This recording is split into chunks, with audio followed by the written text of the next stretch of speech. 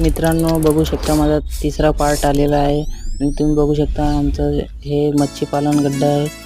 तर असं आहे आमचं मच्छी पालन गड्डा. या उन्हाळी फसलमध्ये आम्ही मच्छी वगैरे काही टाकलेलं नाही आहे. आता तुम्ही बघू शकता खूप चांगलं डोंगर आहे. हे संत्र्याचे झाडं लावलेले आहेत, निलगिरीचे झाडे लावलेले आहेत, धान पिकत राहिले. ते बघू शकता.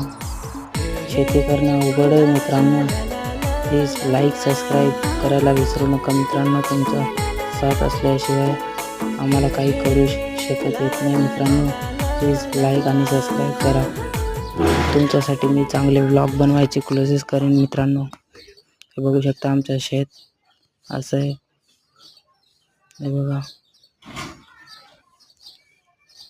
कसं वाटलं कमेंट आणि चांगलं लाईक करून आम्हाला कमेंट करा.